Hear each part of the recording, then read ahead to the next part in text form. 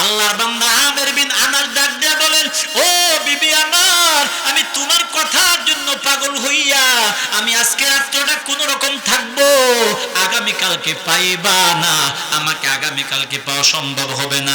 আল্লাহর বান্দা আমের বিন আনাস যখন আল্লাহর বান্দি মানে মহিলাকে, বিবিকে যখন বারবার বলতেছে তোমার দ্বারা তোমাকে নিয়ে সংসার করা সম্ভব না, এক পর্যায়ে আল্লাহর বান্দে আমের বিন আনাসের বিবি ডাক দেয়া বলে, ও স্বামী আমার, আমাকে অহংকার করিও না, ও স্বামী আমার, আমাকে লজ্জিত করিও না, তোমাকে যে আল্লাহ বানাইছে আমি মহিলাকেও তোমার সেই আল্লাহ বানাইছে।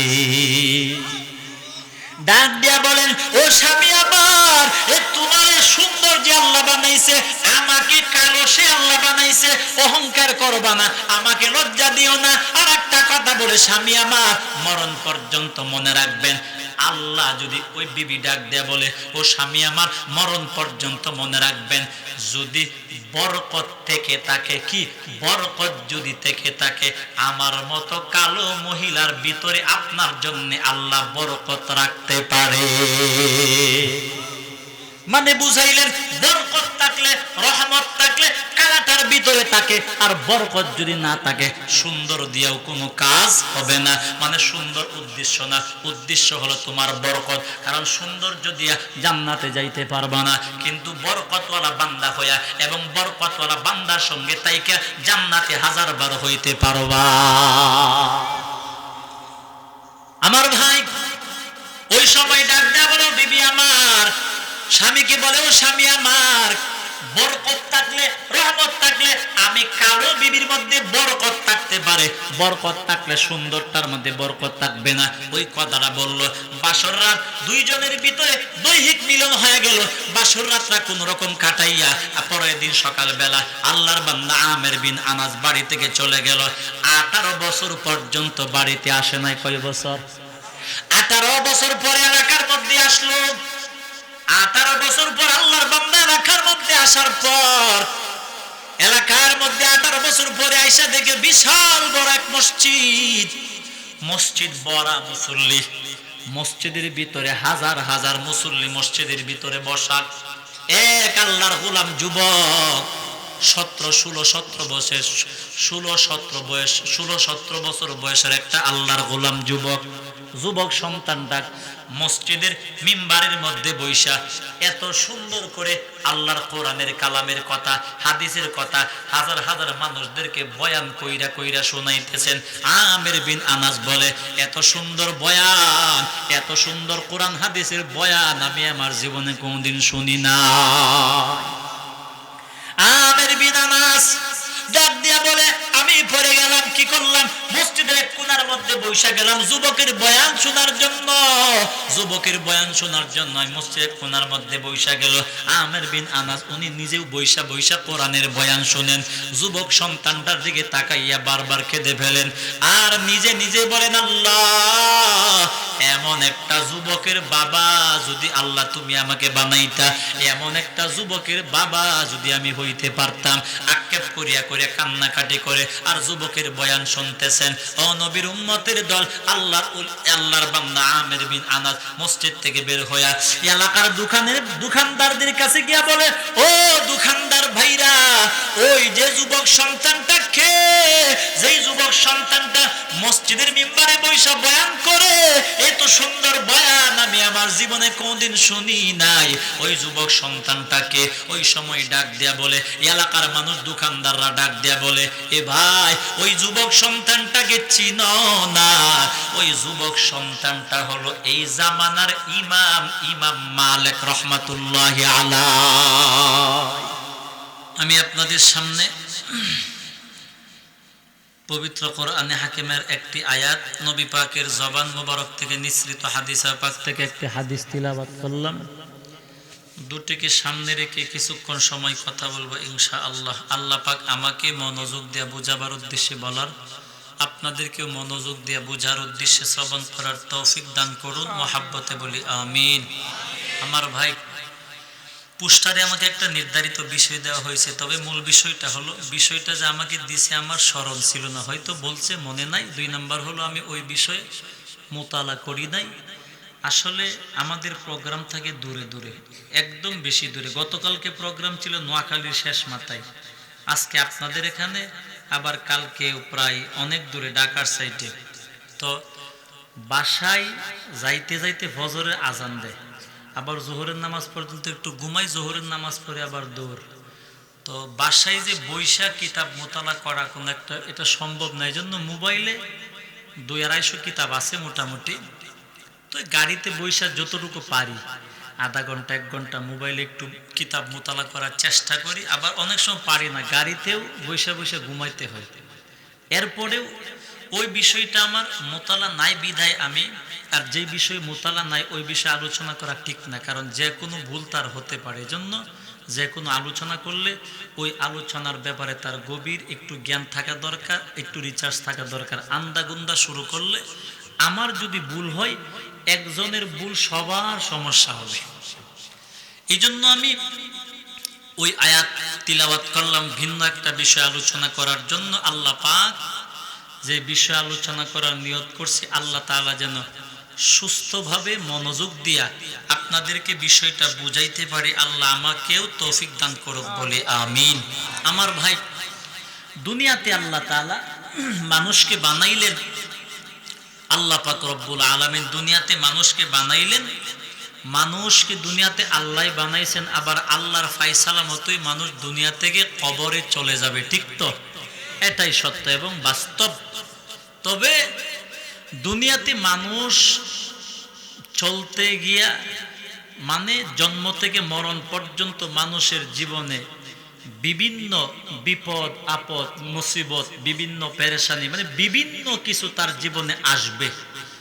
ওই জীবনের বিভিন্ন বিপদ মুসিবত অনেক কিছু তার জীবনে আসার পরে ওই বিপদ মুসিবতগুলি, বিপদ মুসিবতের ভিতর দিক দিয়াই বিপদ মুসিবত বিভিন্ন সমস্যা আসবে, ওই সবগুলির ভিতর দিয়েই আমাকে আমল করে করে করে করে আস্তে আস্তে আমাকে কবরের দিকে যেতে হবে, ঠিক কিনা? মুসিবতের মধ্যে পড়ে দিয়ে আমি আমল ছেড়ে দিই হবে না, মুসিবত আসবে। এটা আল্লাহ তাআলার ফায়সালা। বলেন কার ফায়সালা? আল্লাহ পাক রব্বুল আলামিন বলেন, قال الله تعالى في القرآن المجيد, আল্লাহ পাক রব্বুল আলামিন বলেন, وَلَنَبْلُوَنَّكُمْ بِشَيْءٍ مِّنَ الْخَوْفِ وَالْجُوعِ وَنَقْصٍ مِّنَ الْأَمْوَالِ وَالْأَنفُسِ وَالثَّمَرَاتِ وَبَشِّرِ الصَّابِرِينَ।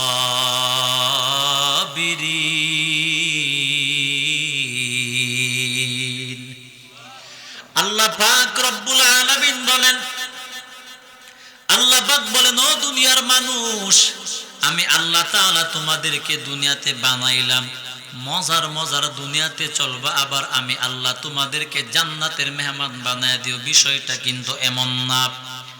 আল্লাহ পাক রব্বুল আলামিন বলেন, আমি আল্লাহ তোমাদেরকে দুনিয়াতে আমি আল্লাহ তাআলা বানাইলাম, আমি আল্লাহ তাআলার ফায়সালা মতো দুনিয়াতে আসলা, আবার আমি আল্লাহর ফায়সালা মতোই বন্দা কবরে চইলা যাইবা।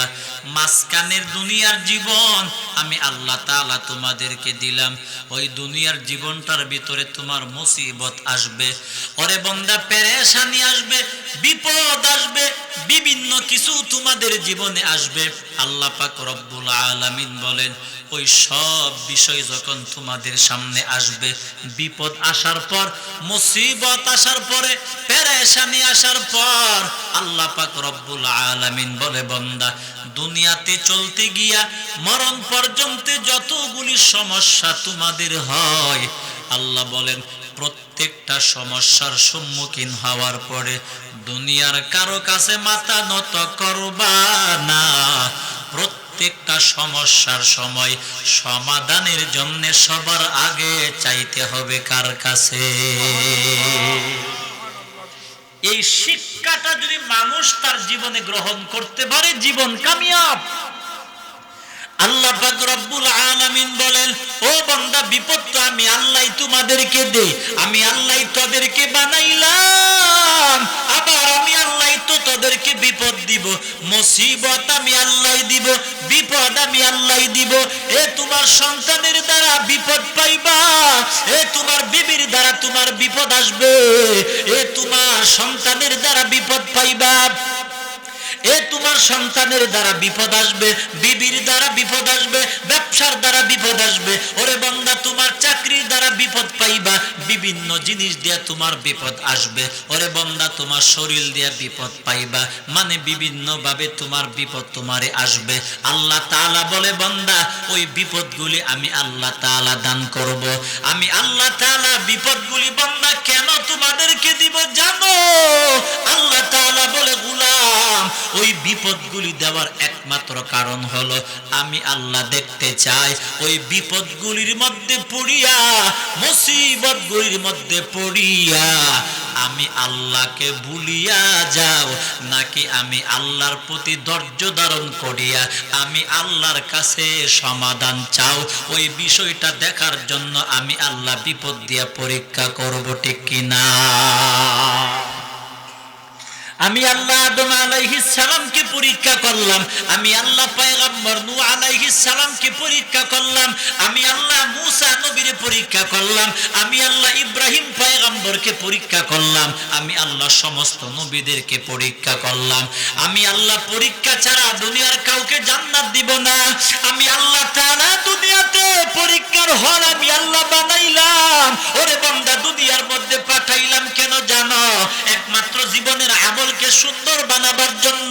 ওরে বান্দা, জীবনের আমল কেমনে সুন্দর বানাইবা?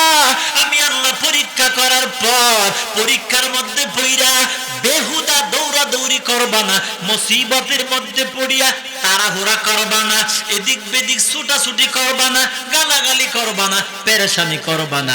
বিপদ মুসিবতের মধ্যে পইরা ধৈর্য ধারণ করবা এবং সমাধান চাইবা 24 ঘন্টা। জোরে বলেন কার দরবারে? আল্লাহ বলে, আমি আল্লাহ তো এটাই চাই, আমি আল্লাহ তো এটাই চাওয়ার জন্য আমি আল্লাহ পরীক্ষা করলাম। পরীক্ষা ছাড়া জান্নাতে যাইতে পারবা না, এটা আমি আল্লাহ তাআলার ফায়সালা। আল্লাহ পাক রব্বুল আলামিন কোরআনের আরেক আয়াতে বলে, আহাসিবান নাস আইয়ুতরাকু আইয়াকুলু আমান্না ওয়া হুম লা ইফতানুন। আল্লাহ তাআলা বলে, বান্দা তোমরা কি মনে করছো আমি আল্লাহ তোমাদেরকে ঈমানদার বললাম এমনি তোমাদেরকে জান্নাত দিয়া দিব? না না, ঈমানদার হইছি বললেই হবে না। ওরে বান্দা, তুমি যে ঈমানদার হইলা এটা আমার নবীর আদর্শ দিয়া প্রমাণ করা দরকার আছে না নাই? মুখে মুখে শুধু বলো আমি নামাজ পড়ি হবে না, নামাজের টাইমে মসজিদে গিয়া নামাজ পড়িয়া দেখাইতে হবে, ঠিক কিনা? জোরে কল। আমি আমার আল্লাহর নবীর উম্মত, আমি আল্লাহর গোলাম, আল্লাহর পরিচয় আমাকে বহন করা লাগবে। ঈমানদার বললেই হবে না, মুসিবতের মধ্যে পড়িয়া নবীদের মতো ধৈর্য ধারণ করবা, মুসিবতের মধ্যে পড়িয়া সাহাবাই গ্রামের মতো ধৈর্য ধারণ করবা, মুসিবতের মধ্যে পড়িয়া আমল থেকে সরে যাইবা না, মুসিবতের মধ্যে পড়িয়া দিক বিদিক ছুটাছুটি করবা না, গালাগালি করবা না, রাগারাগি করবা না। ওরে বান্দা, উল্টা পাল্টা কথা না বইলা মুসিবতের সময় যখন আসবে তখন 24 ঘন্টা মুসিবতের সময় ধৈর্য ধারণ করবা এবং আমি আল্লাহ তাআলার কাছে ধৈর্য ধারণ করে বলবা, রব্বানা আতিনা ফিদ দুনিয়া হাসানা। ও আল্লাহ, এই দুনিয়ার জীবনে যত ভালো জিনিস আছে আল্লাহ তুমি সবগুলি আমাকে দান করো। মানে যখন বিপদে পড়বা আল্লাহ তাআলার কাছে বলবা, আল্লাহ আমাদের রব, আমাদের আল্লাহ, ওই যে বিপদটা যে আল্লাহ তুমি আমারে দিছো, এইটা যদি আমার জন্য বিপদ হয় তাহলে দিও না, এবং ওইটা যদি বিপদের নামে যদি ওই বিপদটা আমার জন্য ভালো হয়, মঙ্গল হয়, তাহলে এমন মঙ্গলওয়ালা বরকতওয়ালা বিপদ আমার জীবনে আমি আরো চাই। কারণ আমার বাহ্যিকভাবে জিনিসটা যদিও বিপদ দেখা যায়, অভ্যন্তরীণভাবে আল্লাহ বলে এটা বিপদ না, আমি আল্লাহ তরে জান্নাতের পথটাকে আমি আল্লাহ আগায়া দিলাম। পয়গম্বর ইব্রাহিম আলাইহিস সালামকে উলঙ্গ করিয়া আল্লাহর পয়গম্বরকে উলঙ্গ বানাইয়া পয়গম্বরকে যখন আগুনে ফেলে দেওয়া হয়, আল্লাহ তাআলা বলে দুনিয়ার মানুষ দেখছে পয়গম্বর ইব্রাহিম। আল্লাহ তাআলা বলে দুনিয়ার মানুষ দেখলো ইব্রাহিম নবীকে মানুষ উলঙ্গ বানায় দিল এবং বিপদের মধ্যে পড়ে গেল। আল্লাহ তাআলা বলে না না, পয়গম্বর ইব্রাহিম আলাইহিস সালাম ওই সময় বলে ইব্রাহিম আলাইহিস সালামকে পরীক্ষা করার জন্য আল্লাহ তাআলা বলে, জিব্রাইল যাও আমার পয়গম্বর পয়গম্বরকে গিয়া বলো আমার পয়গম্বর সাহায্য চাই কিনা বলো। আল্লাহর পয়গম্বর কাজী ইব্রাহিম আলাইহিস সালামের কাছে জিবরাইল এসে বলে পয়গম্বর সাহায্য যদি চান আমি সব ফেরেশতাদেরকে নিয়ে সাহায্য করব। আল্লাহর পয়গম্বর ইব্রাহিম আলাইহিস সালাম ডাক দিয়ে বলে ও ভাই জিবরাইল আমি যে বিপদে পড়ছি আমার আল্লাহ দেখে কিনা বলে দেখে। ইব্রাহিম আলাইহিস সালাম বলেন ও জিবরাইল ভাই আমাকে তো তুমি নবী বানাও নাই, আমার ইব্রাহিম নবী বানাইছে আমার আল্লাহ। আমি পয়গম্বর ইব্রাহিমকে নবুয়তি দিলেন আমার আল্লাহ। ও পয়গম্বরকে পয়গম্বর বলে ও ভাই জিবরাইল আমি যে আগুনে পড়তেছি আমার আল্লাহ দেখে বলে দেখে। ওই সময় বলেন ও জিবরাইল ভাই আমি আগুনে পড়িয়া সারকার হয়ে যায় যদি এটা আমার জন্য মঙ্গল হয় ভালো হয়, মানে ওই আগুনের বিপদটা যদি আমার জন্য ভালো হয় এটা আমি চাই, আর আমার জন্য মঙ্গল হলে চাই, মঙ্গল না হলে চাই না। মানে আমার ভালো মন্দ আমার নিজের কাছে না, আমার ভালো মন্দের বিষয়টা আমি ফাইসালা চাইবো কার কাছে? আল্লাহর পয়গম্বর বলে ও ভাই জিবরাইল আল্লাহ তাআলা কি দেখে না বলে দেখে। আমার আল্লাহ যদি চায় আমি আগুনে পড়িয়া যাই আমি আগুনে পড়ে যাব, আমার টেনশন নাই। আল্লাহ পাক রব্বুল আলামিন পরীক্ষা করে পাশ করে গেল। আল্লাহ তাআলা বলে ও জিবরাইল আমার পয়গম্বর ইব্রাহিম খলিলকে বলো এতদিন শুধু ইব্রাহিম পয়গম্বর ছিল, আজ থেকে আমি আল্লাহ ওনার নামের সাথে খলিল উপাধি লাগায়া দিলাম।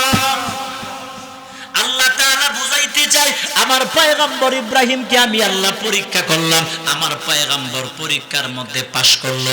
বিপদ আসার পরে ভয় পাই নাই, উনি বিপদের সময় বলছেন আমার আল্লাহ আমার জন্য যথেষ্ট।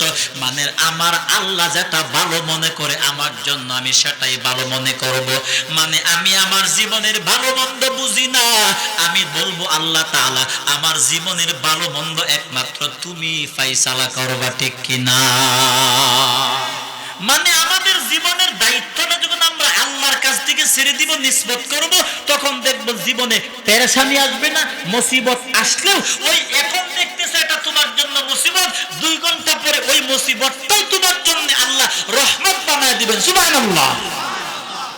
এই জন্য আমরা আজকে শিক্ষা দেব মুসিবতের সময় পেরেশানির সময় ধৈর্য ধারণ করব, উল্টা পাল্টা করবো না, গালাগালি করবো না, টেনশন করবো না, দৌড়াদৌড়ি করবো না, এদিক বেদিক ছুটাছুটি করবো না। পয়গম্বর বলে বিপদ যখন চলে আসবে, পয়গম্বর বলে মুসিবত যখন আসবে ওই মুসিবত থেকে নিজেকে বাঁচাইতে যদি চাও তাহলে পয়গম্বর বলে 3টা আমল করবা। জোরে কোন কয়টা? ওই 3টা আমল দিয়া পরামর্শ আমরা 3টা আমল দিয়া সমাধান করব। আমরা বিপদে পড়ার পর আল্লাহকে বাদ দিয়া বন্ধুর কাছে আমরা যাব না। আমাদের সমাজে আমরা একদল আছি বিপদে পইরা যাওয়ার পর আল্লাহর কাছে না বলিয়া বন্ধুদের কাছে ফেসবুকে দোয়া চাই, আছে না নাই? ডাইরেক্ট দোয়া কইরা কুলফানা ফেসবুকে দোয়া চাই। চিন্তা করছেন? ফেসবুকের দোয়া হাওরাইতে দোয়া লাগলে লাগতেও পারে, না লাগলে হচ্ছে যাইতে পারে। কথা বুঝেননি আমার? অথচ যেই লোকটা ফেসবুকে দোয়া চাইছে বিপদের জন্য যে ভাই বিপদ আছে দোয়া করবা, ও নিজেই নিজের জন্য দোয়া করছেন। অথচ ফেসবুকে দোয়া চাই বই রয়েছে, ওই বই রয়েছে আজারা থাকবো কি করবো লাগতেছে বাস দোয়া চাই দিয়েছে। এটা একটা ফর্মালিটি হয়ে গেছে। আল্লাহ তাআলা বুঝাইতে চাই না। আমি আল্লাহর কাছে সমাধান চাইতে হলে ওইটা দিয়া চাইতে হবে, কলিজা দিয়া। বলেন কি দিয়া? কলিজা দিয়া। আত-তাকাররুবু বিল কুলুবি ইলাল্লাহ। আল্লাহর দিকে আগাইতে হলে জবান দিয়া নয়, কলিজার তাকওয়া দিয়া আল্লাহর কাছে তুমি আগাও। সুবহানাল্লাহ। আল্লাহর পয়গম্বর বলে উম্মত বিপদ যখন আসবে, মুসিবত যখন মুসিবতের মধ্যে যখন পইরা যাইবা, পয়গম্বর বলে দিক বেদিক ছুটাছুটি না কইরা নিজের মাথাটাকে ঠান্ডা বানায়া পয়গম্বর বলে 3টা আমল করবা। জোরে কোন কয়টা? 1 নাম্বার আমল পয়গম্বর বলে বিপদের মধ্যে যখন পড়বা আল্লাহ তাআলা বলে ইয়া আইয়ুহাল্লাযী আইয়ুহাল্লাযীনা আমানুস্তাঈনু বিস-সাবরি ওয়াস-সালাহ ইন্নাল্লাহা মা'আস-সাবিরিন। আল্লাহ তাআলা বলে, বান্দা বিপদের মধ্যে যখন পড়বা তখন সাহায্য আমি আল্লাহর কাছে চাও, কারণ আমি আল্লাহ তোমাকে যেই সহযোগিতা করতে পারবো তামাম দুনিয়ার মানুষ সেই সহযোগিতা তোরে করতে পারবে না, ঠিক কি না? আমি আল্লাহ তোমারে যেই জায়গায় সহযোগিতা করব দুনিয়ার কেউ পারবে না, তোর মা বাপ পারবে না, সন্তান পারবে না। আমি আল্লাহ তাআলা বান্দা তোকে যেই সময় সহযোগিতা করব দুনিয়ার কেউ পারবে না, একমাত্র আমি আল্লাহ পারবো। পয়গম্বর বলে, মুসিবতের মধ্যে যখন পড়বা তিনটা আমল করবা। আল্লাহটা নবীরটা একই কথা। আল্লাহ বলছে নামাজ এবং ধৈর্যের মাধ্যমে সাহায্য চাও। পয়গম্বর বলে বিপদের মধ্যে যখন পড়বা আল্লাহর দরবারে 2 রাকাত সালাতুল হাজতের নামাজে দাঁড়ায়া আল্লাহর কাছে দোয়া করো, আল্লাহ এই যে বিপদটা আমার উপর আসছে, ওই বিপদের মধ্যে আমি পইরা গেলাম, ও আল্লাহ ওই বিপদটা যদি আমার জন্য মঙ্গল হয় ওই বিপদটা তুমি আমারে দাও। যদি বিপদ নামক জিনিসটা আমাকে শাস্তি দেওয়ার জন্য হয় মেহেরবানি করে আল্লাহ বিপদটা আমাকে দিও না, কারণ তুমি মনকে বুঝাইতে হবে বিপদটা দিছেন আমার আল্লাহ, বিপদটা যেহেতু আল্লাহ দিছেন বিপদটাকে সরাইতেও পারবেন কে? বিপদ দিয়েছেন আল্লাহ, মানুষ সরাইতে পারবে না। এই জন্য নবী আমার বলেন, উম্মত বিপদের মধ্যে যখন পড়বা দিক বেদিক ছুটাছুটি না কইরা সুন্দরভাবে ওযু বানাইয়া 2 রাকাত নামাজ পড়িয়া আল্লাহ তাআলার দরবারে নামাজে দাঁড়ায়া যাও। আল্লাহ তাআলার কাছে বলো, আল্লাহ যখন তোমার নামাজটা আল্লাহর দরবারে কবুল হয়ে যাবে দেখবা নামাজটা কবুল হওয়ার সঙ্গে সঙ্গে আরশে আজিম থেকে সমাধানের ফায়সালাও হয়ে যাবে। জোরে কোন সুবহানাল্লাহ। সরা আজকে ভালো করে বুঝেন, এমন লোক আছে 70, 50, 60 বছর বয়স, জীবনে বহুবার বিপদে পড়ছে, অথচ কপাল পোড়া বাচ্চা জিন্দেগিতে সলাতুল হাজতের নামাজ কে বুঝেই না। আছে না নাই? আফসোস, মানুষের ফাও ধরে লাগে, ডাইরেক্ট ফাও ধরে কান্দে। আরে বেকল, বিপদের মধ্যে পড়ে নেতার ফাওয়ের মধ্যে, এমপির ফাওয়ের মধ্যে, বিভিন্ন মানুষের পাওয়ের মধ্যে 10 ঘন্টা ধরে না কান্না, মাত্র 5 মিনিট আল্লাহ তাআলার দরবারে সলাতুল হাজতের নামাজ পড়ে কান্দো, আরশে আজিম থেকে এমন সিদ্ধান্ত হবে যে সিদ্ধান্ত দুনিয়ার কেউ তোমাকে দিতে পারবে না। যাওয়ার কথা কই বেটা, যাও কই, ঠিক কি না? আমরা এটা করি, বুঝেন? সলাতুল হাজত, সলাত অর্থ তো নামাজ, কি হাজত অর্থ অসুবিধা। বলেন হাজত অর্থ অসুবিধা। আজকে ভালো করে বুঝেন, বাংলা অর্থটা কি দাঁড়ায়? অসুবিধার নামাজ। কিসের নামাজ? বলেন কিসের নামাজ? অসুবিধার নামাজ। আমার যখন অসুবিধা হবে, বিপদ হবে, মুসিবত আসবে, তখন আমি অসুবিধার জন্য সলাতুল হাজত মানে অসুবিধার নামাজ পড়বো। কার কাছে? আল্লাহ তাআলার দরবারে। আমার নামাজ যখন কবুল হবে, আমার নামাজ যখন ভালো হবে, আমার নামাজের বদলতে আমার জীবনের সুন্দর ফায়সালা, আমার মুসিবতের বিষয়টা ফায়সালা করবেন কে? আল্লাহ তাআলা বলে, বান্দা আমি আল্লাহর দরবারে চাও, আমি আল্লাহ তাআলার দরবারে বলো, আমি আল্লাহ তাআলা তোমাকে যেমনটা দিব দুনিয়ার কেউ পারবে না। আল্লাহ পাক রব্বুল আলামিন এটা আমাদেরকে দান করবেন। ও নবীর উম্মতের দল, একটা হাদিস আমি শোনায়া দেই। আল্লাহর নবীর চাচা আব্বাস রাদিয়াল্লাহু আনহু, নাম শুনছেন তো? আব্বাস রাদিয়াল্লাহু আনহু কে একবার এক বেদুইন ব্যক্তি মানে গ্রাম্য ব্যক্তি আইসা বলে, ও নবীর চাচা আব্বাস, এবার তুমি আমাকে একটা প্রশ্নের জবাব দাও। ওই আব্বাস রাদিয়াল্লাহু আনহু কে বেদুইন গ্রাম্য ব্যক্তিটা ডাক দেয়া বলে, ও আব্বাস তুমি বড় নাকি নবী বড়? এই জবাবটা তুমি আমারে দাও। আব্বাস রাদিয়াল্লাহু আনহু আশ্চর্য হয়ে গেল, ব্যাপার কি? এখন যদি বলি আমি বড়, নবীর চাইতে বড়, কেমনে বলি এটা খারাপ লাগে। আবার যদি বলি আমি নবীর চাইতে ছোট, এটা মিথ্যা কথা বলা হবে। কারণ বাতিজার চাইতে কখনো চাচা ছোট হতে, বুঝেননি কথা? চাচার থেকে, বাতিজার থেকে চাচা ছোট না বড়? তাহলে উনি টেনশনে পড়লেন। গ্রাম্য ব্যক্তি সুজা মানুষ বলেন, ও আব্বা তুমি বড় নাকি নবী? বড়, এটা লজ্জা লাগে। আবার যদি বলি ছোট তাহলে মিথ্যা কথা বলা হবে। আব্বাস রাদিয়াল্লাহু আনহু ডাক দেয়া বলে, ও বেদুইন ভাই, মেহেরবানি করিয়া আমাকে 2 রাকাত নামাজ পড়ার সুযোগ দিবা কিনা বলো। এ বেদুইন তুমি আমারে 2 রাকাত নামাজ পড়ার সুযোগ দিবা? এ নবী চাচা 2 রাকাত নামাজ দিয়ে কি করবা? ওই সবাই বলে তুমি আমারে 2 রাকাত নামাজ পড়ার সুযোগ দাও। ওই সময় বলে ঠিক আছে আমি তোমারে 2 রাকাত নামাজ পড়ার সুযোগ দিলাম। আব্বাস রাদিয়াল্লাহু আনহু 2 রাকাত নামাজ পড়িয়া আল্লাহ তাআলার দরবারে বলে, আল্লাহ ওই গ্রাম্য সরল ব্যক্তিটা আমাকে বলছে আমি বড় নাকি তোমার নবী বড়? ও আল্লাহ আমি জবাবটা কি দিব? যদি বলি বড় লজ্জা লাগে, আবার যদি বলি ছোট মিথ্যা কথা বলা হবে। আল্লাহ এমন একটা জবাব তুমি আমারে মনে করায়া দাও, যেই জবাবটা দিলে জবাবটা সুন্দর হবে, মিথ্যাও হবে না। একটা হলো ওয়াহি, বুঝেন কথা, একটা হলো ওয়াহি আর একটা হলো এলহাম আর একটা হলো এলকা। কয়টা হইল? ওহি আসে নবীদের কাছে, কাদের কাছে? আর এলহাম হলো আল্লাহওয়ালাদের কাছে গায়বী আওয়াজ।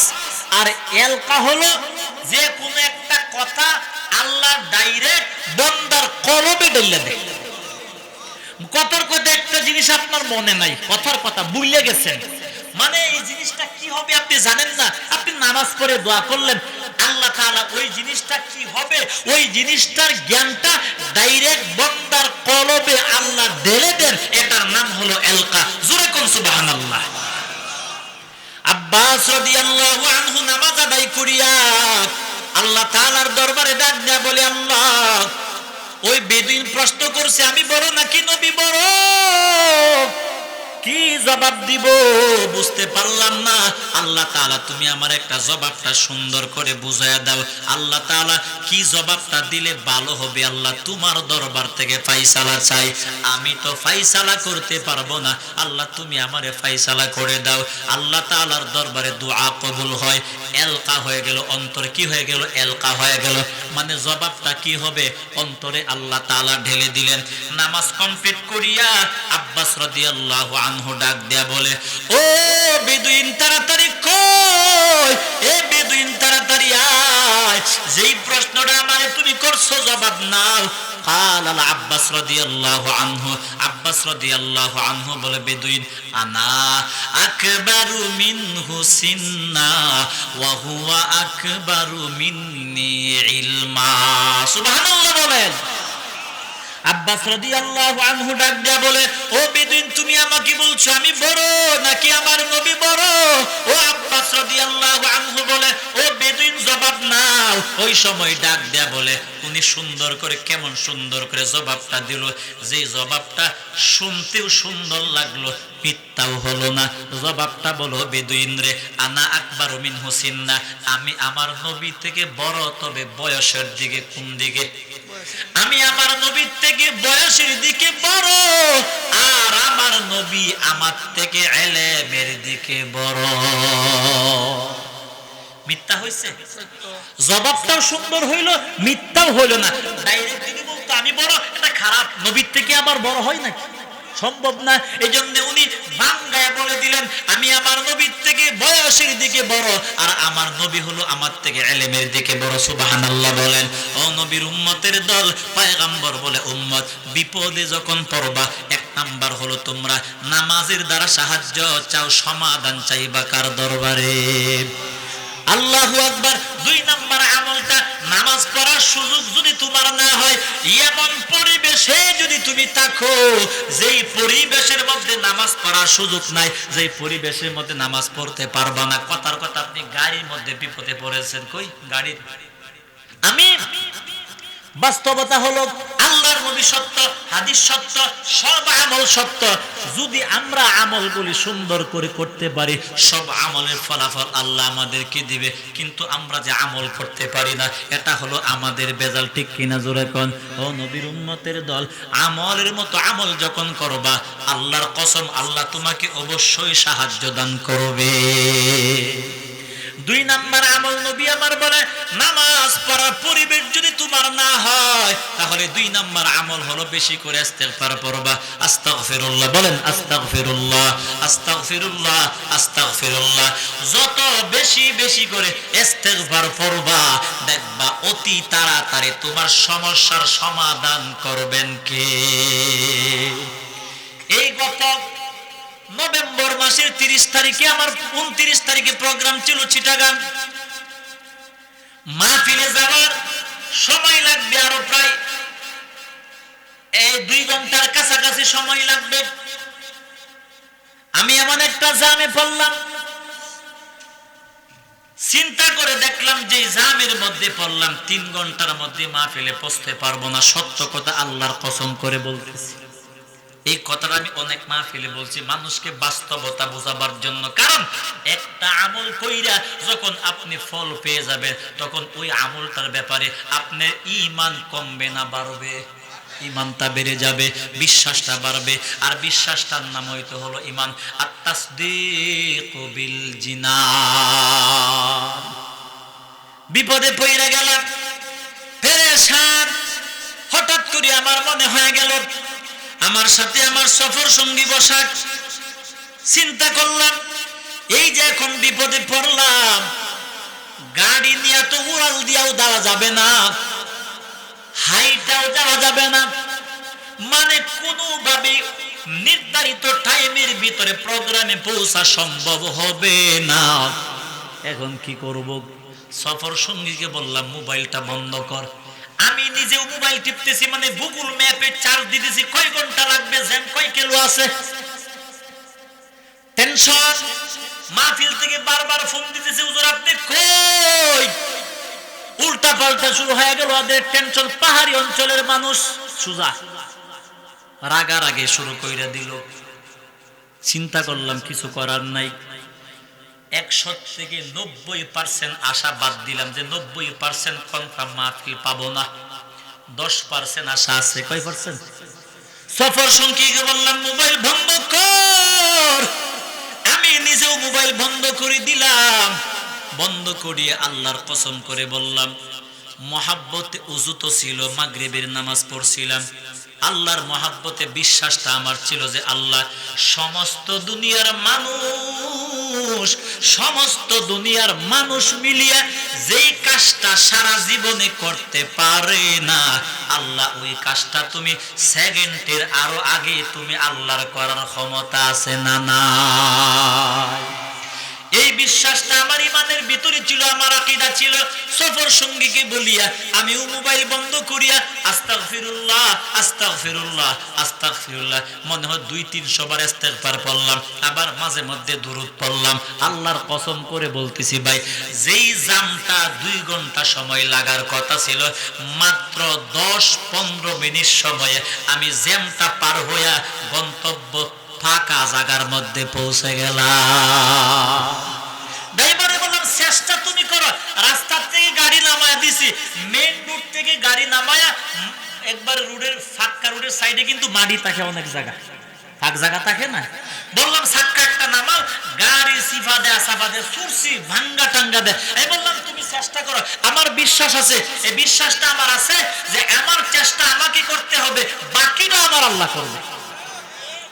বিশ্বাস করবেন জানি না, সিফা সাবাদে যাইতে যাইতে হঠাৎ করে গিয়া দেখি জাম আর নাই। ওই চিটাগাং ক্যান্টনমেন্টের একটা রাস্তা আছে, হাটহাজারি মাদ্রাসার দিকে গেছে, রাস্তাটা মাঝখান দিয়া 10টার পর রাস্তাটা থাকে না, বন্ধ কইরা দে। ওই রাস্তার যখন মাথায় চলে গেলাম তখন তো আর জ্যাম নাই, তখন মনটা শান্ত হয়ে গেল। তখন কর্তৃপক্ষকে বললাম এখন জ্যাম শেষ হয়ে গেছে, এখন আর টেনশন নাই, ইনশাআল্লাহ নির্ধারিত টাইমেই আসতে পারবো। আসলেই নির্ধারিত টাইমের প্রায় 17 মিনিট আগে স্টেজে গিয়ে পৌঁছে গেলাম। সুবহানাল্লাহ। কে পৌঁছাইছেন? এইজন্য আল্লাহ তাআলা বলে বান্দা বিপদের মধ্যে যখন পড়বা তাড়াহুড়া করবা না, মাথা পাগলামি করবা না, এদিক সেদিক ছুটাছুটি করবা না। আমি আল্লাহর প্রতি ভরসা করিয়া সুন্দর করে আমল করো। তোমার আমলটা যখন সুন্দর থাকবে, ভালো থাকবে, আমি আল্লাহর ফায়সালাটাও ভালো হবে, ঠিক কি না? এই জন্য আমার ভাই নবী আমার বলে বিপদে যখন পড়বা 2 নাম্বার আমল হলো বেশি করে আমরা ইস্তেগফার পড়ব। বলেন কি পড়ব? বলেন কি পড়ব? আপনার আরেকটা যুবতী কন্যা বিবাহ হচ্ছে না, এমন একটা বিপদ, আপনি আপনার যুবতী সন্তানকে নিয়ে বিপদে পড়ে গেলেন। আপনি প্রতিদিন সলাতুল হাজতের নামাজ পড়িয়া আল্লাহ তাআলার কাছে বলেন, দেখবেন আল্লাহ ফয়সালা করবে। নামাজ পড়ার সুযোগ যদি তোমার না হয়, দেখবা অন্য একটা ব্যবস্থা হবে, ইস্তেগফারে আমল করবা। নবী আমার বলে 3 নাম্বার আমলটা হলো বেশি করে আমি নবীর উপর দুরূদ পড়বা। সুবহানাল্লাহ। আল্লাহর কসম করে বলে গেলাম হানেস হব না।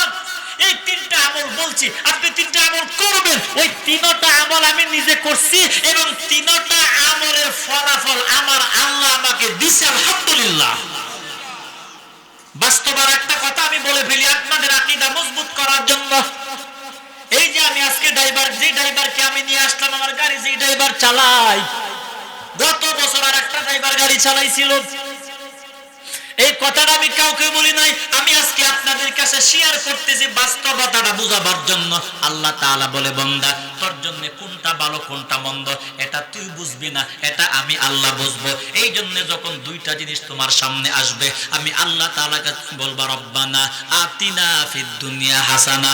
আল্লাহ দুনিয়াতে আমার জন্য 2টা জিনিস থেকে যেই জিনিসটা আমার জন্য ভালো হয়, আল্লাহ তুমি ওই জিনিসটা আমাকে দান করো। দেখবা তোমার আমল যখন সুন্দর হবে, আল্লাহ তোমার জন্য মঙ্গল জিনিসটাই আল্লাহ তোমাকে দান করবে।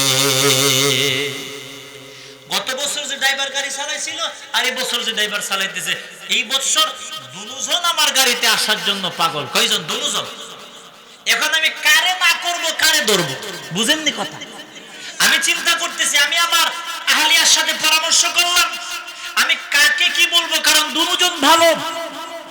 মুসিবতের মধ্যে পড়লাম, পেরেশানির মধ্যে পড়ে গেলাম, চিন্তা করলাম আমি কারে বলবো, কারে আবার না করব। দুজন তো ভালো, দুজন তো আমাকে মহাব্বত করে বলতেছে আসার জন্য।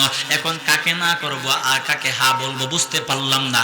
ও নবীর উম্মত, আমার আহলিয়া আমার সন্তানকে সোফার মধ্যে বইসা ভাত খাওয়াইতেছে জোহরের নামাজের সময়। আমি জোহরের ফরজ নামাজ বাসার মধ্যে আমি ফরজ নামাজটা আদায় করিয়া সুন্নতের নামাজগুলি পড়িয়া আমি 4 রাকাত সলাতুল হাজতের নামাজ পড়লাম। কয় রাকাত? 4 রাকাত সলাতুল হাজতের নামাজ পড়িয়া আল্লাহ তাআলার কাছে আমি বললাম, ও আল্লাহ তাআলা, 2টা ড্রাইভার আমার গাড়িতে আসার জন্য পাগল। কোন ড্রাইভারটা আমার জন্য ভালো হবে, কোনটা মঙ্গল হবে, কোনটা অমঙ্গল হবে, আল্লাহ এটা তো আমি জানি না। আল্লাহ তুমি আমাকে ফয়সালা করে দাও। আমি এই কথাগুলি বলে সত্যি আমি চোখ দিয়ে পানি পড়ে গেছে, আমি কেঁদে ফেললাম।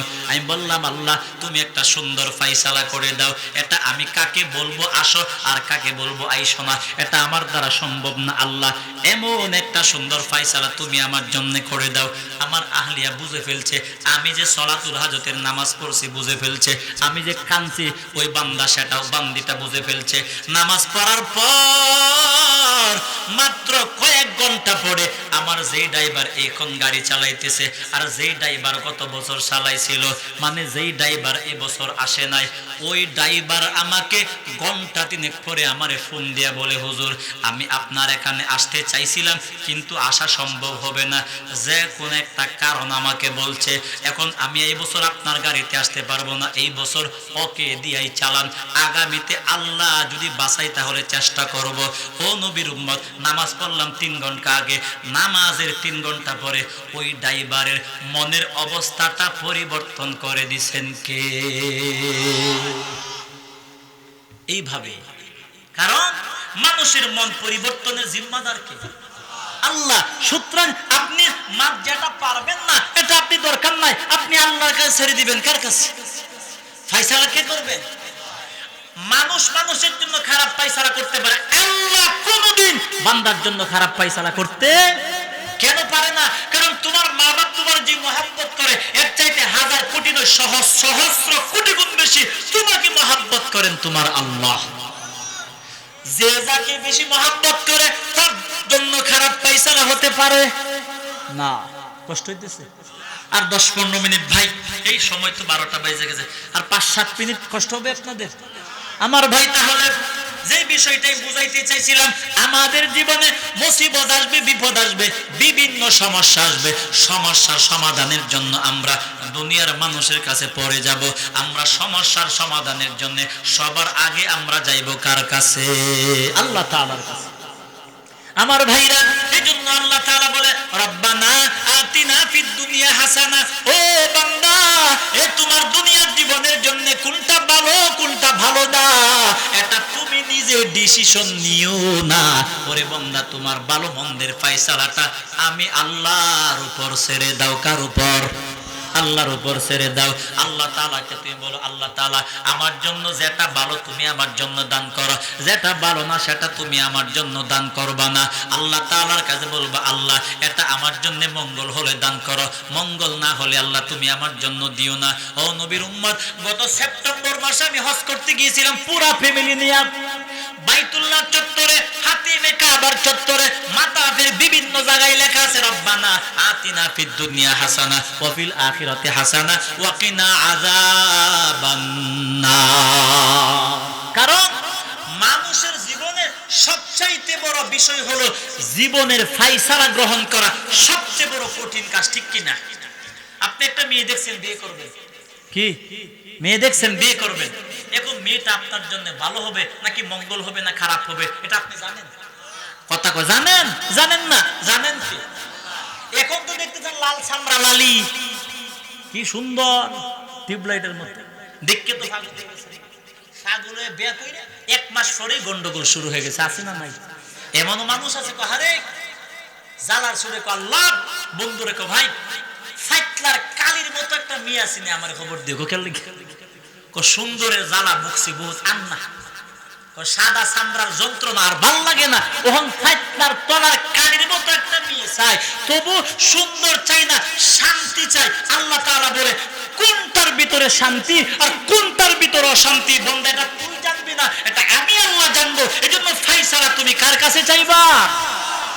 আমার ভাইরা, আল্লাহর এক বান্দা তাবিঈ আমির বিন আনাস রাহিমাহুল্লাহ, আল্লাহর বান্দা মা বাবা তারে সুন্দর করে বিয়ে করাইলো। আমির বিন আনাস আল্লাহর বান্দাকে মা বাবা দেখা একটা আমলওয়ালা ভালো একটা যুবতী মেয়ে বিয়ে করাইলো। আমির বিন আনাস আল্লাহর বান্দাকে মা বাবা বিয়ে করাবার পরে বাসুর ঘরে যখন গেল, বাসুর ঘরে যাওয়ার পর হঠাৎ করে তাকায় দেখলো সর্বনাশ, বিবি এত কালো।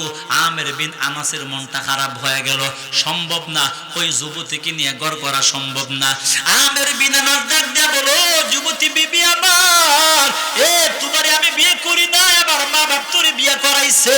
ওই সময় বলো, বিবি আমার তুমি এত কালো, আমি তোমাকে নিয়ে ঘর সংসার করতে পারবো না, সম্ভব হবে না, আমি তোমার সঙ্গে জীবন কাটাইতে পারবো না, ঘর থেকে বারবার বের হয়ে যেতে চাই। আল্লাহর ওলি, আল্লাহওয়ালা মহাব্বতের আল্লাহর বান্দি ডাক দেয়া বলে, ও স্বামী আমার, আজকে বাসর রাত, যদি আপনি আমাকে রাইখা বাসর ঘর থেকে বের হয়ে যান, মানুষ মনে করবে না জানে কত বড় খারাপ মহিলা, স্বামী আজকে বাসর ঘরের মধ্যে থাকলো না, এটা মারাত্মক খারাপ হয়ে যাবে। ও স্বামী আমার, আপনি যাইলে কালকে চলে যাবেন, এখন কমপক্ষে বাসর ঘর থেকে বের হবেন না।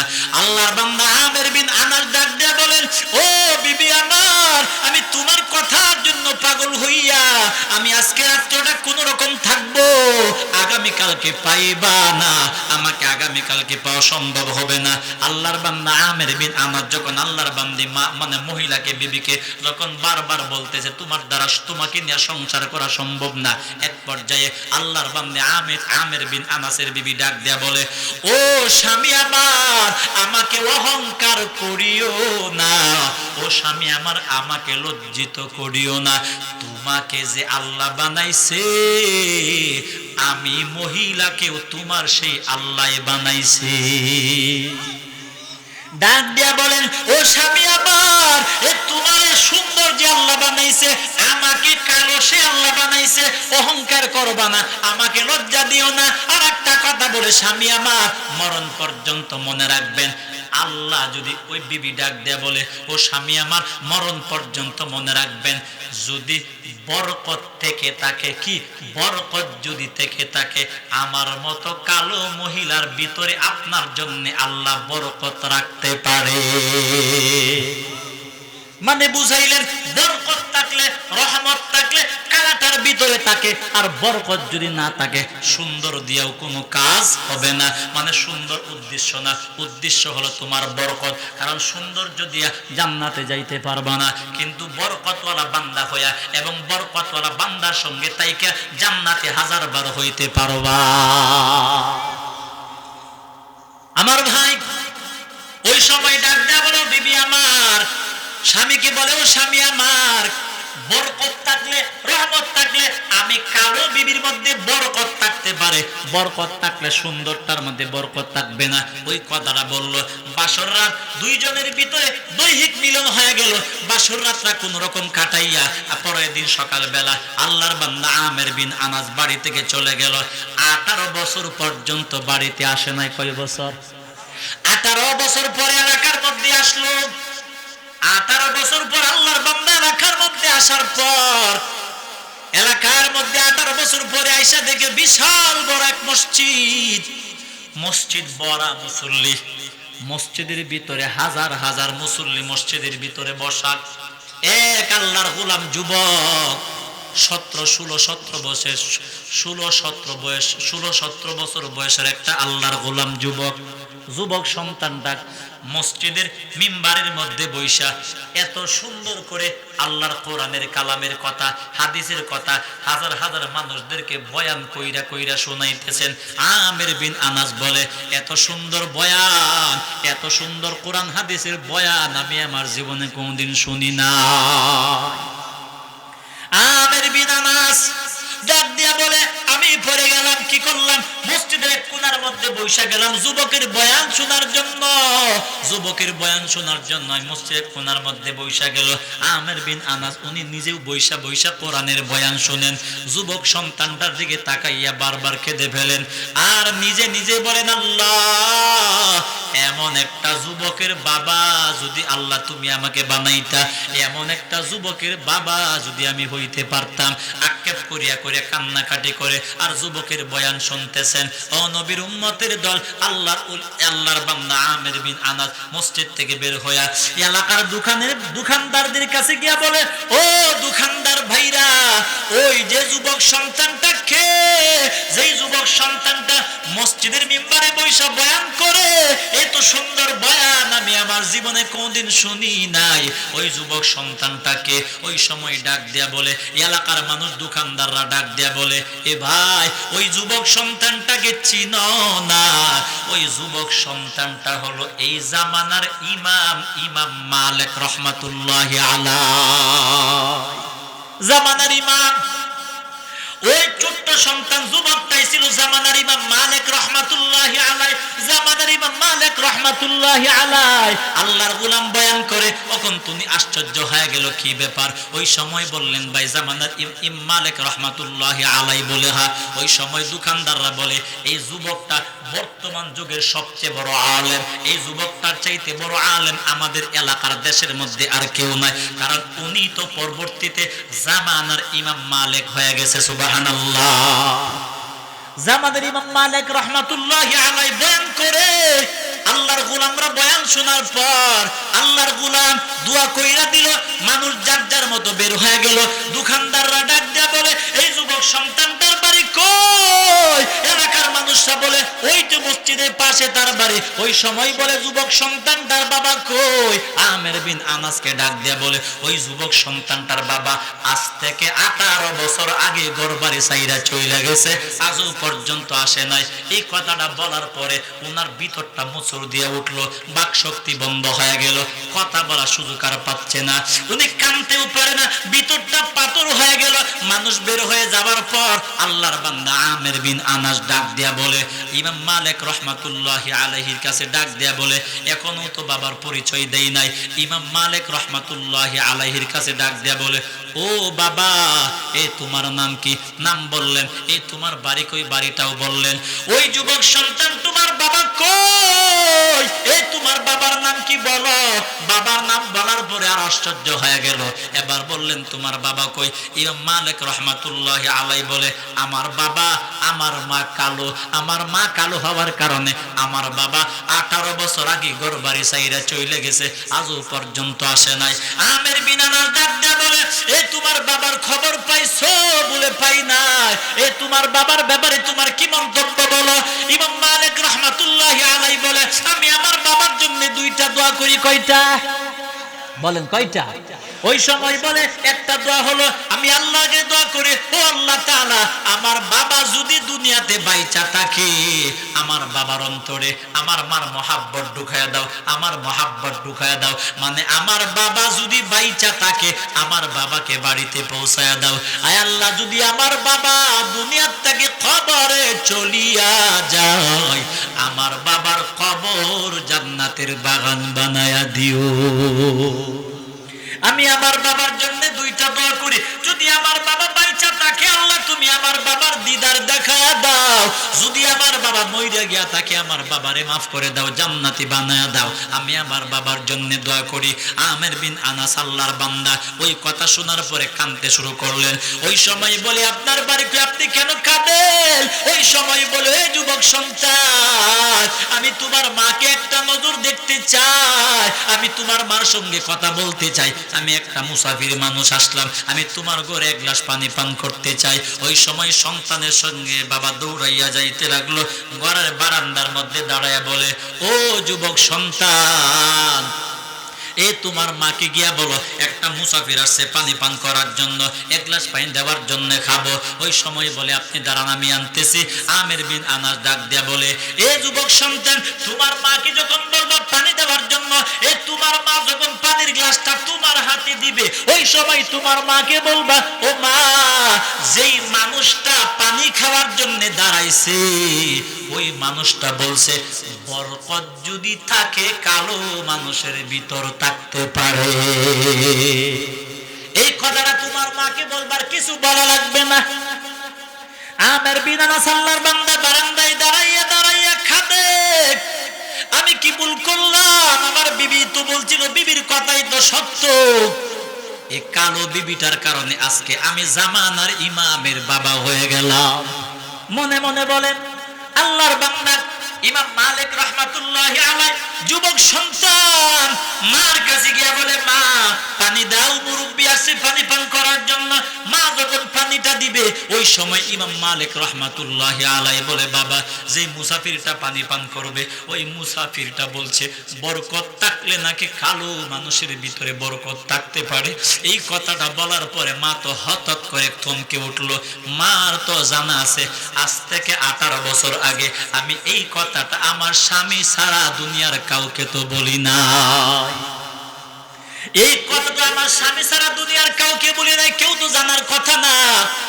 এই কথা বলার পরে ডাক দেয়া বলে, সন্তান, ওই মুরব্বী মানুষটা কই? ইমাম মালিক রাহমাতুল্লাহ আলাইহি বলে, বারান্দায় দাঁড়াইছে। দৌড়াইয়া গিয়া বলে, বল, এটা দুনিয়ার কেউ না, এটাই হবে নাকি অমঙ্গল হবে, এটা আমি জানি না। ও আল্লাহ, ওই যুবতী যদি আমার জন্য মঙ্গল হয়, ওই যুবতী সন্তানটাকে আমার বিবি বানায়া দাও। আর যদি মঙ্গল না হয়, ওর থেকে আমাকে দূরে সরায়া দাও। বান্দা, তোমার ফয়সালা যেটা ভালো হবে, ওই ফয়সালাটাই তোমার জন্য, জোরে বলেন, করবেন কে? এই জন্য আল্লাহ তাআলা বলে, বান্দা, তোমার দুনিয়ার যত ভালো আছে আমার কাছে যাও। আরে বান্দা, ভালো তো তুমি খুঁজে পাইবা না, তোমার জন্য ভালোটা আমি আল্লাহ ব্যবস্থা করে দেওয়া লাগবে, ঠিক কিনা? জোরে কোন। আল্লাহ তাআলা বুঝাইতে চায়, আমি আল্লাহ যদি বান্দা তোরে ভালোটা যাই না না দেই, ওরে বান্দা তুই ভালোটা পাইবি না। আর আমি আল্লাহর কাছে যখন তুমি ভালোটা চাইবা, তখন আমি আল্লাহ বুঝে শুনে বান্দা তোর জীবনের ভালোটা আমি আল্লাহ দান করব। আর জীবনের ভালো মন্দ যখন আমি আল্লাহ তোরে দিব, মরণ পর্যন্ত শান্তি পাইবা, ঈমানওয়ালা হইয়া জান্নাতি হইয়া কবরে যাইতে পারবা, ঠিক কিনা? আল্লাহ তাআলা 2 নম্বরে বলে, ওয়াফিল আখিরাতি হাসানা, আল্লাহ পরকালে যত ভালো মন্দ আছে আল্লাহ আমাকে দান করো। আল্লাহ 3 নাম্বার দোয়া শিখায় দিল, ওয়াকিনা আযাবান্নার, ও আল্লাহ কিয়ামতের মাঠে আমাকে জাহান্নামে দিও না, আল্লাহ জাহান্নামের আগুন থেকে সব সময়ের জন্য আমাকে মাফ করে দিয়া আল্লাহ মান বানায় দাও। জোরে জোরে বলেন আমিন। তাহলে আমরা আজকের আলোচনার থেকে আমরা দুইটা সিস্টেমে দুই লাইনে দুইটা শিক্ষা পাইলাম। এক নাম্বার, বিপদ মুসিবত যখন আসবে তাড়াহুড়া করব না, দিক বিদিক ছুটাছুটি করব না। নবী বলছেন 2 রাকাত নামাজ পড়ব। কি পড়ব? 2 রাকাত নামাজ পড়ব। নামাজের পরিবেশ না থাকলে বেশি করে ইস্তেগফার পড়ব। এরপরে কি করব? দুরূদ পড়ব। বলেন কি পড়ব? দুরূদ পড়ব। বিপদের সময় আমরা 3টা আমল করব, দেখবেন বিপদ থেকে অবশ্যই আল্লাহ আপনাকে মুক্তি দান করবে। রাত্রে 3টা বাজে, গাড়ি নাই, কি নাই? গাড়ি নাই। আপনি দাঁড়ায় দুরূদ পড়েন, ইস্তেগফার পড়েন, আল্লাহ তাআলা ফেরেশতাকে মানুষের সূরত ধরে আল্লাহ পাঠায়া গাড়ির ব্যবস্থা আল্লাহ আপনার যদি করবেই। বিশ্বাস করেন, আগে বিশ্বাস তো করা লাগবে নাকি? বিশ্বাস না থাকলে আমল করলে কোনো ফল পাইবে না, বাস্তব কথা। এজন্য আল্লাহ বলেন আত-তাসদীকু বিল জিন। আবু হানিফা রাহমাতুল্লাহ বলেন ঈমানের মূল জিনিস হলো অন্তরের বিশ্বাস, ঠিক কি না? বিশ্বাস হলো আগে। আমি যেই মসজিদে জুমার নামাজ পড়াই, ওই যে বললাম আপনার বিশ্বাস ঠিক থাকলে ফায়সালাও ঠিক রাখবে কে? আল্লাহ তাআলা। আমি নামাজ পড়াইতে যাইতেছি, হালকা বৃষ্টি ছিল, আমি প্রাইভেট কার নেই নাই, বৃষ্টির মধ্যে গাড়ি চালানো একটু কষ্ট হয়ে যায়, স্লিপ কাটতে পড়ে জায়গা নেই নাই, ওই লোকাল সার্ভিসে গিয়েছিলাম। তখন মসজিদ থেকে 2 কিলোমিটার আগে একটা স্টেশন আছে, ওই স্টেশন পর্যন্ত গেলাম, যাওয়ার পরে দাঁড়াইলাম, সময় একদম শর্ট, এখন বাকি 2 কিলো জায়গা। হাইটা যাইলে তো জুমা কিয়ামতের আগে ধরা যাবে না। বয়ান তো মনে করেন বক্তা আসতে দেরি হইলে আর এক বক্তা কোন রকম চালাইতে পারে, জুমা তো এমন সুবিধা নাই, আছে চালাইবে। তখন গাড়ি ভাই আমার কলিজা এমন একটা সিফা দিছেন, শেষ একবারে শরীর গামে গেছে। আমার চিন্তা কি করব, আমি দিশ বিশ না পায়া আজকের থেকে 5-7 বছর আগে ঢাকার একজন অনেক বড় আল্লাহর ওলি, উনি মারা গেছেন। উনি বলছিলেন এই কথাটা আমাকে, উনি বলছিলেন বাবা বিপদে পড়লে এই আমলগুলি করবা, সঙ্গে সঙ্গে আল্লাহ তোমাকে বিপদ থেকে উদ্ধার করবে। বিশ্বাস ছিল পরিপূর্ণ, আমল করতেছি, ফল পাইতেছি। তখন কি করব? গাড়ি নাই, টিপি টিপি বৃষ্টি পড়তেছে, প্রায় 6-7টা সিএনজি রে কইছি ভাই যাবেন কোন? আমার কথা শুনতেই আছে না। চিন্তা করলাম ওহম কি করি, একদম সময় নিকটে, আমি তো বারবার ঘড়ির দিকে চাইতেছি আর পারতেছি না, শুধু উয়া দিতাম, এমন তাড়াহুড়া আমার ভিতরে। তখন বিষ না কি করলাম, সাল্লাল্লাহু আলাইহি ওয়াসাল্লাম, সাল্লাল্লাহু আলাইহি ওয়াসাল্লাম, সাল্লাল্লাহু আলাইহি ওয়াসাল্লাম, আস্তাগফিরুল্লাহ, আস্তাগফিরুল্লাহ, আস্তাগফিরুল্লাহ, মনে মনে ইস্তিগফার পড়তে লাগলাম আর দুরূদ পড়তে লাগলাম আর মনে মনে বলতে লাগলাম আল্লাহ তুমি যদি ব্যবস্থা না করো দুনিয়ার কেউ ব্যবস্থা করতে পারবে না, সম্ভব না, কিন্তু তোমার দ্বারা অসম্ভব না, তুমি পারবা, দুনিয়ার কেউ পারবে না, তুমি পারবা। ও নবীর উম্মত বিশ্বাস করবেন না, মাত্র 2 থেকে 3 মিনিট সময় ইস্তিগফার পড়লাম, দুরূদ শরীফ পড়লাম, 2-3 মিনিট পরে দেখলাম হঠাৎ করে কোথায় থেকে যেন একটা সিএনজি আসলো, আইসা আমাকে ডাক দেয়া বলে হুজুর বাদুর বাজারে যাইবেন, বলে যাইব, ও তাড়াতাড়ি উঠেন। 2-3 উঠলাম, এক রাস্তা তো খালি, এক টান দিয়ে একবারে মসজিদের দরজার কিনারে পৌঁছায় দিছে। এই জন্য আল্লাহ তাআলা বলে বান্দা আমি তোরে কখন কোথায় কিভাবে কোন হালতে সাহায্য করব তুই বুঝবি না, এটা আমি আল্লাহ করব, তোমার দায়িত্ব তুমি করবা। তাহলে আমরা আজ থেকে এই শিক্ষাটা গ্রহণ করব, নিয়ত করব যে আমরা বিপদের সময় তাড়াহুড়া করব না, দিক বিদিক ছুটাছুটি করব না, পেরেশানি করব না, সুযোগ থাকলে পরিবেশ থাকলে নামাজ পড়ব, পরিবেশ না থাকলে ইস্তিগফার পড়ব, দুরূদ পড়ব। সমস্যার সমাধান কে করবেন? বিশ্বাস করেন আল্লাহ করবেন ইনশাআল্লাহ। 2 নাম্বার, আমাদের দুনিয়ার ভালো মন্দ আমরা বুঝবো নাকি আল্লাহকে দিব? আল্লাহকে দায়িত্ব দিব, আল্লাহ আমি তোমার বান্দা, আমার ভালো মন্দটা আমি বুঝি না, এটা আমার জন্য ভালো হলে দান করো, ভালো না হলে দান করো না। আর আল্লাহকে বলতে হবে আল্লাহ যে জিনিসটা বরকতওয়ালা এইটাই তুমি আমাকে দান করো, বেবরকত চাই না, সুন্দর দরকার, সুন্দর আসল না, আসল হলো বরকত। আসল কি? বরকত। সুন্দর আসল না, বরকত হলো আসল। এজন্য আমরা আল্লাহর কাছে বলবো আল্লাহ রব্বানা আতিনা ফিদ দুনিয়া হাসানা, আমার দুনিয়ার জীবনের ভালো মন্দ যেটা আমার জন্য ভালো আল্লাহ তুমি আমাকে এটা দান করো। কারণ আল্লাহ যদি তোমাকে ভালো একটা জিনিস জান্না না ধরায়া দেয়, পুরা দুনিয়া ঘুরেও তুমি ভালোটা পাইবা না। ভালোটা একটা উদাহরণ বুঝেন, একটা কোম্পানির মধ্যে 50টা গাড়ি আছে, কয়টা? এই 50টা গাড়ি মনে করেন একটা বৈজ্ঞানিক বানাইছে, বা যে কারিগরে 50টা গাড়ি বানাইছে, আপনি ওই কারিগরটা মনে করেন কোম্পানির মধ্যে উপস্থিত আছে।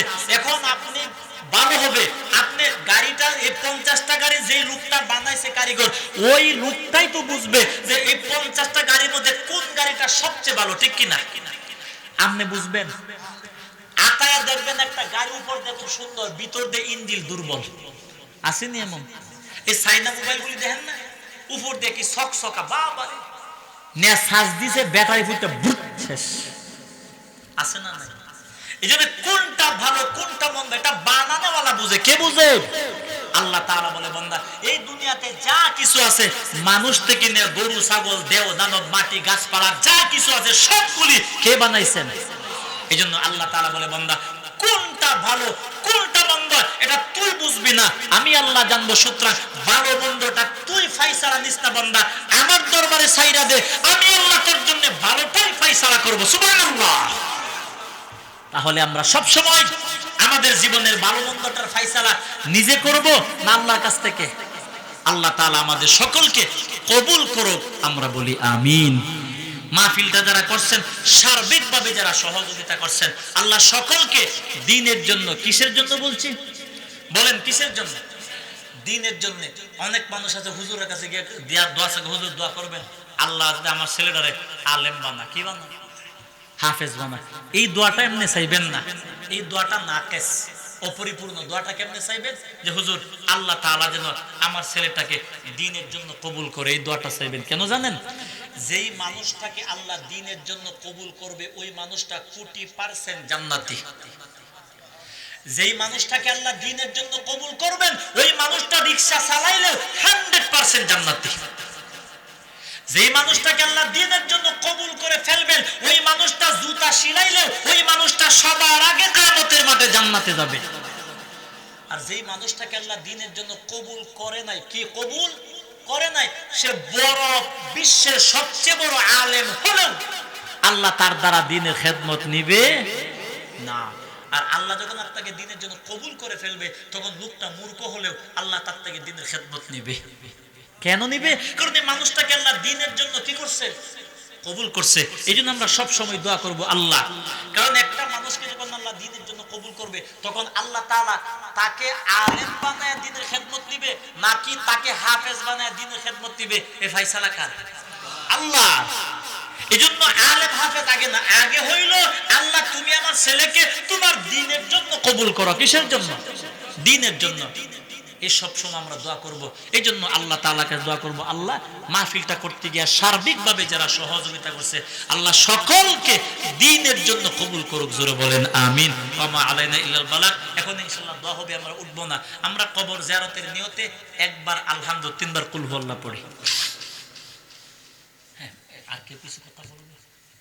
হ্যাঁ বলেন, ইনশাআল্লাহ বলুন।